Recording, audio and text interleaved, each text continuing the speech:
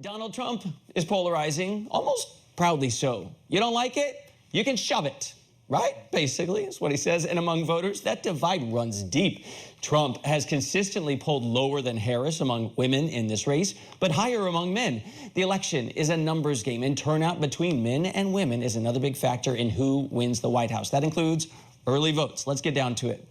With us tonight, Lauren Leader, co-founder and CEO of All In Together, the National Women's Civic, Political Education, and Engagement Organization.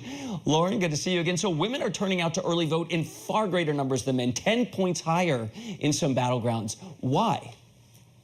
Well, so it's important to remember that women have outvoted men in every election since 1980. I mean, they have been the deciders, and there have been significant gender gaps in the electorate, for the last, for more than 30 years. And so it's not entirely surprising. I do think, though, that we are seeing in this particular election that those numbers may be higher than we've ever seen. And the reason, I think, is abortion. This is an incredibly galvanizing election for many women. Now, it's important to say that we don't know, obviously, how people have voted in these early votes, and anyone who tells you they know is making it up. They're prognosticating. But we do know that over the last certainly 15 years, women have skewed much more Democratic across almost every generation. But that's especially true of young women. And more lately, it's been true of older women. So we do have a general sense that women voters overall are skewing more Democratic. And really, since the Dobbs decision, that has been especially true. So we saw women across the political spectrum, Republicans, Independents, and Democrats, turn out to support abortion rights. To be way overly simplistic, could it also be with early voting that women are better planners? Men just wing it on election day? They'll show up later? I mean, I don't think that's totally without merit. But look, I also think women are extremely fired up about this particular election. It's not just the early voting. We're also seeing that in a lot of the enthusiasm to participate in this cycle. And, I think it's very easy to downplay the impact of a woman on the ticket, but I think it has a huge impact. And there are millions and millions of women for whom the opportunity to elect a woman president is extremely important. And we saw that in 2016. Why the reason Hillary did not win the election in 2016 was not because she didn't win the popular vote. She did, as you will recall. She did win a majority of Americans and certainly a majority of women. But she lost because of a significant number of white, non-college educated women who turned out for Trump. And it's going to be very interesting to see in this cycle what happens. Most of the numbers have shown that Harris is doing better with those women than Hillary was. And maybe more importantly, that Trump is doing worse.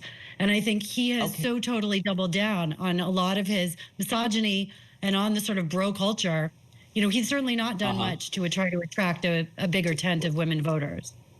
To that point, Steve Kornacki over at NBC, you probably know him. You have a relationship with him. Well. He was breaking down this boy-girl divide. And in their poll, he highlighted Harris is up 12 points with women, but Trump is up 17 points with men. He said it could net out to Republicans' advantage. True? Well, if they show up, and that's why polls are so unreliable, because ultimately what people think is not as important as what they actually do. And we know that women have a long history of showing up at the polls and doing their civic duty and outvoting men. And by the way, this is especially true for Black women, who are the backbone of the Democratic Party and support Harris by like 90%.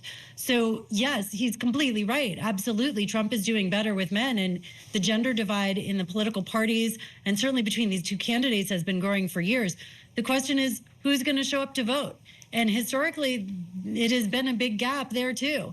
And it has not favored men. And I think that's part of why you're seeing some of the concern in Republican circles that these numbers are so high, in the blue wall states in terms of women turning out.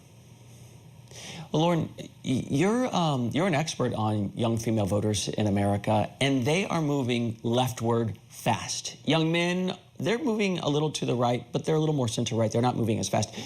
There is this huge divide now in college enrollment, job prospects, politics, even religion. More Gen Z men are going to church than Gen Z women. Where is all of this going?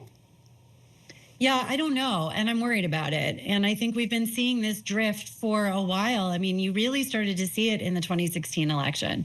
And I think there was questions then about whether or not it was generational and whether younger men would sort of repeat some of the same behaviors of men in older generations. And I think we're seeing that some of them are. And, you know, Trump has done an extraordinarily good job of appealing to especially young and disaffected men. Remember, you know, the internet, you know, social media, it really breeds opportunities, especially for potentially lonely men, younger men, to find a home and to find people who are speaking their language and speaking to them. And, you know, Trump has very intentionally tried to do that. But you make a really good point about the college enrollment. I'm worried because, you know, on the one hand, we're seeing what is really a leveling of the playing field, right? That now over 50% of the college grads are women, when obviously that's been a massive change from 30 years ago when men were so overwhelmingly dominant in every field. But you do have to start to worry about whether or not we're going to wind up seeing a significant achievement gap for men, and whether it's sort of the flip side of women's empowerment. I worry about that. But the answer is not to then say we're going to go backwards on women's rights.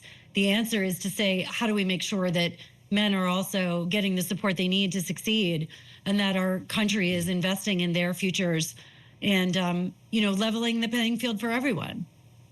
Well, it's obvious you've put a lot of thought into this and effort, a conversation we'll be having for a long time going forward. Lauren Leader, CEO of All In Together, thank you. Thanks for having me.